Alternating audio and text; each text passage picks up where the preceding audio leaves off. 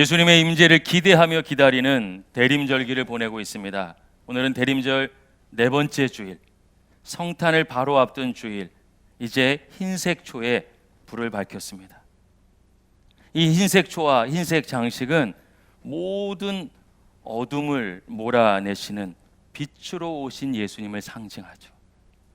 여러분, 우리가 속에서 조금만 더 깊이 생각해 보면 정말 하나님께 더 가까이 가야 되는데, 하나님 사랑해야 되는데, 은혜로 살아야 되는데 안 될 때가 있어요. 막혀 있죠. 어둠이에요. 내 힘으로 몰아내지 못하니 나를 향한 하나님의 사랑은 변함이 없어서 그럼에도 불구하고 찾아와 그 어둠을 몰아내는 빛을 보여주시는 거예요. 내 힘으로 이기는 것이 아니라 우리를 찾아와 함께 하시는 주님, 우리의 어둠을 몰아내시는 빛으로 오신 주님을 통해서 우리는 넉넉히 이기게 되는 줄로 믿습니다.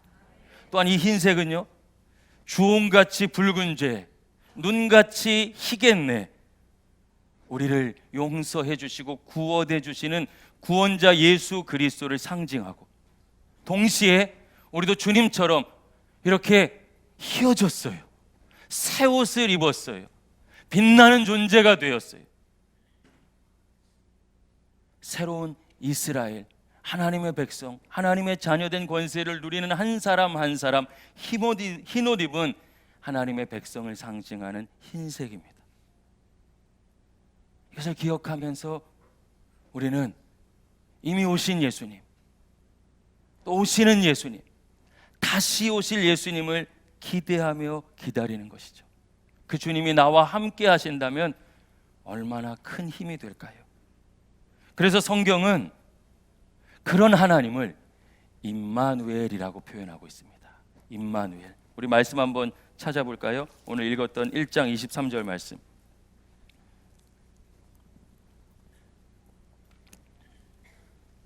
함께 읽겠습니다. 시작. 보라, 처녀가 잉태하여 아들을 낳을 것이요 그의 이름은 임마누엘이라 하리라 하셨으니 이를 번역한즉 하나님이 우리와 함께 계시다 함이라. 아멘. 임마누엘, 무슨 뜻입니까? 하나님이 우리와 함께 계시다. 계셨다가 아니에요. 계시다. 그럼 시제가 어떻게 됩니까? 현재형이에요. 어제도 함께 계시다. 근데 어제에서 오늘로 왔어요. 그러면 그때도 하나님 함께 계시다. 내일이 오늘로 올 거잖아요. 그때도 하나님 우리와 함께 계시다. 여러분, 왜 이렇게 기록했을까요? 한순간도 떠나지 않고 나와 함께 하시겠다는 하나님의 마음이 담긴 거예요. 그래서 여러분, 우리 이런 신앙의 고백을 담아 기도할 때도, 기도할 때 예수님의 이름으로 기도드렸습니다, 별거 아니지만, 중요한 건 아니지만 마음만 나누기 위해서 과거형으로 할 때가 있어요. 과거에만 예수님의 이름으로 기도한 게 아니에요. 오늘, 지금 이 순간, 또 다른 문제 앞에서도 난 예수님의 이름으로 기도드리는 거죠. 내 기도는 끝나지 않을 것이고 하나님의 응답도 끝나지 않을 줄로 믿습니다. 사실 성경의 언어는 이 시제가 굉장히 정확해요.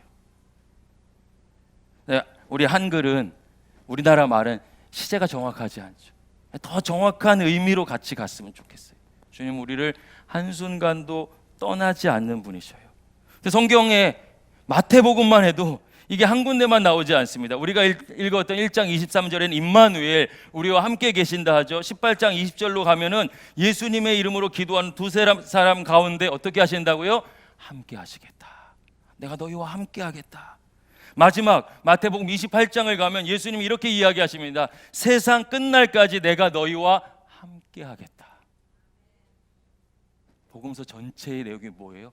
우리와 함께 하신다. 여러분, 하나님께서 아담을 창조하셨어요. 처음부터 하나님은 우리와 함께 하시는 하나님이죠. 죄 지어서 넘어졌어요. 버리시는 하나님, 정죄하시는 하나님이 아니라 죄는 분명하게 지적하시지만 그 죄를 해결하게 하셔서 하나님의 백성이 될 수 있도록 구원하시는 하나님이죠. 그러니까 아담과 하와에게 가죽옷을 지어 입히시며 함께 하시죠. 아브라함을 부르셔요. 여러분, 아브라함 특별한 사람이라고 생각하는데 어디에 누군지도 모르는 존재인데 하나님이 부르셨어요. 이 이야기는 무엇입니까? 우리를 그렇게 부르신다는 거예요. 나를 그렇게 부르신다는 거예요. 하나님은 부르시며 우리와 함께 하시는 하나님이시죠. 이스라엘이 여러분 이집트에서 노예살이하고 있었습니다. 막 신음소리를 내며 괴로워 죽겠어요, 괴로워 죽겠어요 했더니 그때 하나님께서 그 음성을 들으시고 찾아와 함께 하시죠. 그걸 성경의 표현으로 역사하신다, 역사하신다라는 뜻의 더 정확한 의미는 내 삶에 개입하신다는 거예요. 하나님 나와 상관없는 분이 아니라 내 삶에 개입하셔요. 어려움이 있으면 어려움을 이길 수 있도록 개입해 주시고, 우리가 잘못된 길로 가고 있으면, 잘못된 신앙으로 가고 있으면 막아주시며 개입하시고, 죄의 길로 가면 그 죄의 문제를 직시하게 하시고 회개하게 하시고 용서해 주시고 다시 하나님의 자녀가 될 수 있도록 함께 하시는 분, 개입하시는 분, 그분이 임마누엘의 하나님이신 줄로 믿습니다. 여러분, 신앙생활 하다 보면 우리가 아담을 본받기가 너무 쉬워요. 아담과 하와가 죄 짓고 나서 어떻게 합니까? 뱀이 시켰어요. 그래요. 은혜 받지 못하는 이유를 자꾸만 찾아요. 다른 존재에게서.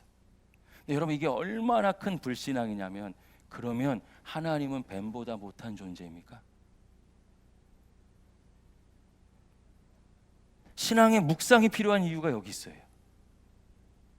여러분, 내 마음이 무너져 있으면 나는 회복될 수 없나요?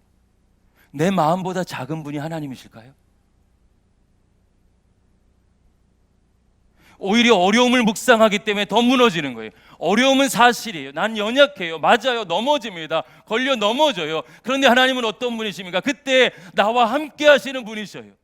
나를 붙잡아 주시는 분이셔요. 이렇게 세워주시는 분이셔요. 상처 입었다면 만져주시고 고쳐주시고 싸매주시고 위로해주시고 다시 일으켜 세워주셔서 하나님의 영광을 보게 하시는 분이 임마누엘의 하나님이신 줄로 믿습니다. 할렐루야. 이걸 잊어버리면 자꾸 다른 사람 탓해요. 환경 때문이라고 그래요. 하나님은 환경보다 크신 분이시죠. 말씀을 붙잡는다는 것은 여러분 그 말씀의 약속을 믿는 거예요. 여러분, 어떤 분하고 약속을 하면 그분이 그 시간 꼭 지킨다고 믿으면 불안하지가 않잖아요. 그 시간에 만나면 돼요. 약속 안 지키는 사람이면 내가 먼저 가서 해야 될까, 나 조금 늦게 가야 될까, 약속은 될까, 계속 걱정하면서 연락해요. 만약에 여러분 화폐라는 것도 그렇잖아요. 화폐, 이 종이 쪼기 같은 거, 아니면 요즘 다 숫자잖아요. 이 숫자 같은 거 주면 내가 그걸 살 수 있다는 사회적인 약속이죠. 이 약속이 안 지켜지면 말 그대로 멘붕인 거죠. 은행이 지급 정지한다고 생각해 보세요. 내 거 거기 분명히 있는데 난리가 나겠죠. 그러니까 약속은 엄청난 감정적인 은혜를 누리는 게 아니라 자연스럽게 누리는 거예요. 내 삶에 어떤 문제가 있어도 하나님 나를 찾아와 한 번도 나를 떠나지 않으시고 나를 지켜주신다. 환경보다 크시다. 문제보다 크시다. 그걸 누리는 삶, 자연스러운 삶, 믿음이 능력이 일상이 되는 삶, 그게 신앙으로 사는 삶이고 믿음으로 사는 삶이고, 그래서 세상이 뭐라고 합니까? 그리스도를 향해서 세상이 감당할 수 없는 사람들이다. 할렐루야. 그게 임마누엘이에요. 여러분이 가지고 있는 모든 어려움보다도 크신 하나님, 그분을 보내주셨어요. 근데 여러분, 이 약속은 마태복음 1장 23절에서 시작된 게 아니에요. 훨씬 더 뒤로 건너가서 이사야서 7장 14절에서 시작됩니다. 찾아볼까요? 구약성경 976조, 이사야서 7장 14절. 구약성경 976쪽에 있습니다.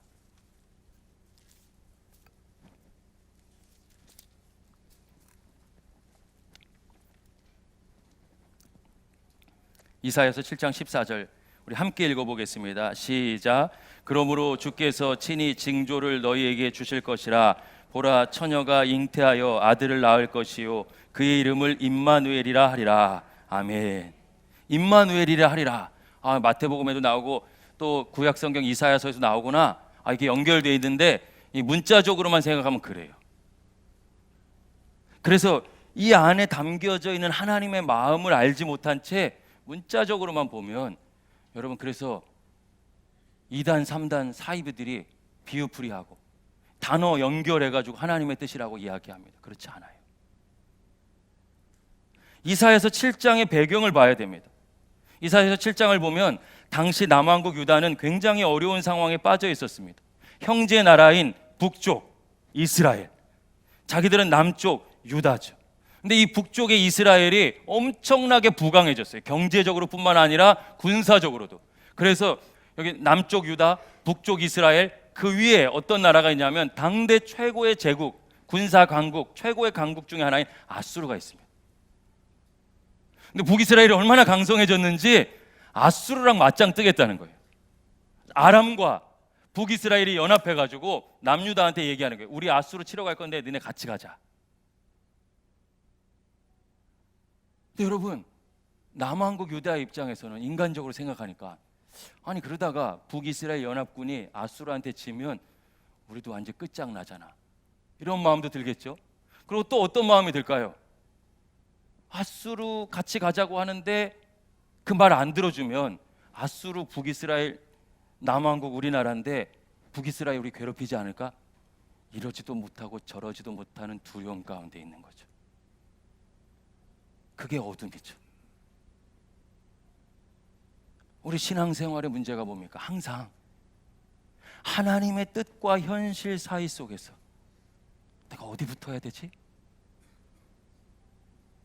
그러니까 우리 딴에는 지혜라고 하나님께도 묻고 세상에도 묻고 양다리 걸치죠. 이거 안 된다고 한 것이 엘리야 선지자를 통해서 갈멜산에서 바알과 아세라 선지자들과 대결을 벌려서 누가 참 하나님인지 확인했잖아요. 이 남왕국이 그렇게 이러지도 못하고 저러지는 못하다가 아마 북이스라엘보다는 전통의 강호 아수르가 더 세다고 생각했는지 그걸 거절합니다. 우린 끼어들지 않을래. 그랬더니 북이스라엘이 어떻게 했을까요? 예상한 대로 그럼 니네 우리한테 한번 혼나봐. 그러니까 괴롭잖아요. 또 어떻게 하겠어요? 아수르한테 원군을 청해야죠. 여러분, 그때 하나님과 상의했다면 얼마나 좋았을까요? 우리도 그렇잖아요. 그 순간 참 하나님이 떠오르질 않아요. 멀리 계시다고 생각해요. 성경은 끊임없이 임마누엘을 얘기하는데, 예수님 부활 승천하신 이후에 보혜사 성령을 보내주셔서 성령님 내 안에 계셔요. 함께하는 정도, 옆에서 같이 손잡고 걸어가는 정도가 아니라 아예 내가 하나님의 집이 되어서, 예수님의 집이 되어서, 성령님의 집이 되어서 그분이 나와 함께 거주하고 계신데 그게 안 믿어져요. 다른 선택을 하죠. 그러니까 열왕기하 16장 7절을 보면 남유다의 아하스 왕이 아수르 왕에게 간곡히 도움을 청합니다. 도와달라고 하는데 여러분, 이때 그냥 도와달라고 할 수 있겠어요? 뭐 줘야 되잖아요. 그러니까 여러분, 자기 왕궁까지 연 건 괜찮은데 얼마나 불신앙하게 되냐면 하나님의 성전의 창고를 열어버립니다. 구별되어서 하나님께 드려진 것까지 다 아수르에게 주는 거예요. 살려고. 그게 살 길이라고 생각했던 것이죠. 그런 거센 바람 앞에 요동치는 숯불과 같이 고통당하는, 흔들리는 남유다, 이리 치이고 저리 치는 상황이죠. 여러분, 그때 정치인들은 또는 지도자들은 그렇다 쳐도 백성들은 마음이 어땠을까요? 이거 어떻게 되는 거야? 얼마나 괴로웠을까요? 그때 백성들을 향해서, 여러분, 그때 백성들을 향해서 하나님께서 아수르 왕이 지켜주는 것도 아니고 북이스라엘을 두려워할 필요도 없다, 내가 너희와 함께 하겠다, 내가 너희를 지키겠다 하시는 약속, 그게 임마누엘이에요. 우리 삶에 요동치는 갈등 상황, 하나님이냐 세상이냐, 내 방법이냐 하나님 방법이냐. 여러분, 이 싸움이 영적 전쟁이잖아요. 수없이 일어납니다. 예배드리는 이 순간에도 마찬가지예요. 목사의 얘기로 들을 것인가, 대언된 하나님의 말씀으로 들을 것인가. 여러분, 대언된 하나님의 말씀으로 듣지 않는다면 52주 지나도 여러분 영적으로 메말라 갈 수밖에 없죠. 저한테 문제가 없어요. 여러분의 심령은 어떻게 되는 것이겠습니까? 하나님, 그게 너무 안타까우시니까 찾아오시는 것이에요. 다시 말씀을 통해서 마음을 두드리시는 것이에요. 돌이키게 하는 것이에요. 내 생각이, 우리 생각이, 인간의 방법이 우리를 온전케 할 수 없다 가르쳐 주시며, 내가 너와 함께 하겠다, 너를 도우겠다, 임마누엘 하겠다. 할렐루야, 할렐루야. 이게 임마누엘이죠. 아수르 왕이 지킬 수 없다.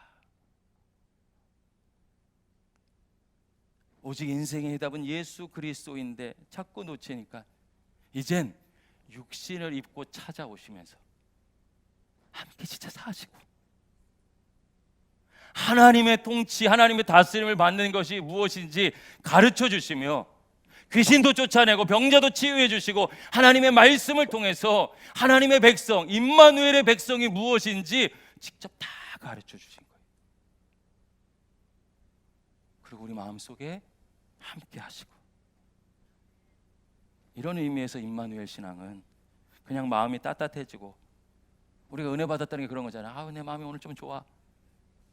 오늘 웬일이야, 목사님 맨날 까칠하게만 설교하더니 오늘따라 좀 부드럽고 달콤한 것도 얘기하시네. 아이고 은혜 받았다, 이럴 수 있어요. 그게 은혜면 좋죠. 진짜 그게 은혜면 좋겠어요. 여러분, 은혜는요 절대 내 것일 수 없는데, 내가 죽었다 깨나도 어떤 일을 해도, 돈이 아무리 많고 권력이 아무리 있어도 살 수도 얻을 수도 받을 수도 없는 것을, 그게 뭡니까? 영원한 생명이죠. 그 값을 다 대신 치르시고 내게 주신 것, 그게 은혜죠. 그러게 이걸 쏟아버리게 하는 거예요. 여러분, 저는 목회자이기 때문에 아이들이 태어나는 것도 많이 보지만, 사람이 순서 없이 죽음에 이르는 것도 봅니다. 아마 제 나이 또래에서 저만큼 장례식에 많이 가본 사람도 별로 없을 거예요.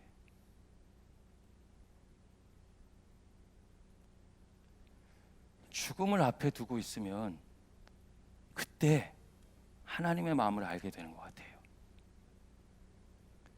죽으면 그렇게 움켜잡던 것이 아무것도 아니구나. 저희 형이 갑자기 하나님 부르심 받고 나서 어머니 맨날 눈물로 우시면서 옛날에 뭐라고 했던 거, 그거 말 안 했어야 되는데, 그 잘하고 못하고가 중요한 게 아니었는데, 곁에만 있으면 되는데. 여러분, 그러고 보니까 생명보다 가치 있는 게 없는 거잖아요. 이걸 인생의 마지막에 다다라서야 깨닫는다면, 그렇게 깨닫기만 해도 하면 다행이지만, 이걸 모르고 살아간다면 그 인생이 얼마나 불쌍합니까? 은혜는 바로 그 생명을 주신 거예요. 이 생명이 없이는 가지고 있는 모든 것이 아무것도 아니에요. 그 은혜를 생각하면 감격하지 않을 수 없는데, 감격하지 못하고 있다. 빨간불이 들어오는 거예요. 다시 말씀 앞에 서서 주님과 더 깊이 교제하며 이 놀라운 사랑과 은혜를 회복하시는, 그리고 우리가 모르니까 자꾸 쏟아버리니까 찾아와서 임마누엘 하시는 그 은혜, 여러분 반드시 누리시기를 예수님의 이름으로 간절히 축원합니다. 그래서 임마누엘 하셔서 우리의 불신앙을 깨닫게 해주시고 고쳐주시죠. 우리 안에 있는 북이스라엘에 대한, 아수르에 대한 염려를 이기게 하시고, 하나님 어떤 두려움과 염려, 환경보다도 크시다는 것을 가르쳐 주시는 거예요. 그래도 진리의 길, 구원의 길을 찾지 못하니까 여러분 정말 찾아와서 손잡아주고 일일이 과외시켜 주듯이 우리를 찾아와 주신 것, 이 대림의 절기 기다리는 주님의 성탄 아니겠습니까? 사랑하는 여러분, 임마누엘의 은혜가 회복되어야 해요. 임마누엘의 은혜가 여러분에게 다시 회복되기를 예수님의 이름으로 간절히 축원합니다. 이렇게 찾아와서 함께 하시는 주님이 오늘 여러분에게 뭐라고 말씀하십니까? 수고하고 무거운 짐진 자들아 다 내게로 오라. 우리가 읽었던 이사야서, 이 이사야 선지자는요 메시아에 대해서 이렇게도 증언했습니다. 그는 실로 우리의 질고를 지고 우리의 슬픔을 당하였거든. 여러분 이건 이렇게 이해하시면 돼요. 하나님은 나를 아시는구나. 내 모든 연약함과 부족함과 상처와 슬픔과 문제까지도 하나님은 아시는 거예요. 아시는 데서 끝나지 않고 어떻게 하십니까? 대신 지시는 거죠. 여러분 기억하세요.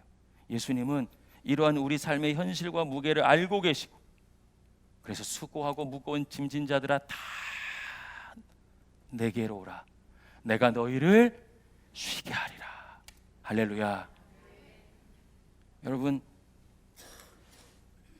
사는 동안 이런 기쁨 저런 기쁨 다 누려보셨잖아요. 또 그 기쁨의 순간이 얼마나 짧은지도 아시잖아요. 성취와 소유의 기쁨은요 유통기한이 너무 짧아요. 또 메말라가죠. 그런 우리를 찾아와 내가 너희를 쉬게 하시겠다. 그 마음, 그 사랑의 마음, 그것이 우리를 향한 임마누엘의 은혜가 되는 줄로 믿습니다. 말씀을 마무리하겠습니다. 여러분이 임마누엘의 신앙을 누리고 싶어요. 더 깊이, 어제보다 더 깊이. 정말 걱정해야 될 것은 다른 것이 아니라 1년을 살았는데 내 신앙이 변화하고 성장한 것이 없다면 여러분 누구 탓할 것이 아니라 통곡하며 눈물 흘리고 주님을 구해야 되고 다시 회복시켜 주시는 주님의 은혜를 맛봐야 해요. 이 임마누엘의 은혜, 더 깊은 사랑, 건강하게 세워지는 믿음, 2019년 대림의 절기, 이 은혜가 우리 가운데 가득하기를 예수님의 이름으로 간절히 축원합니다. 기도하겠습니다.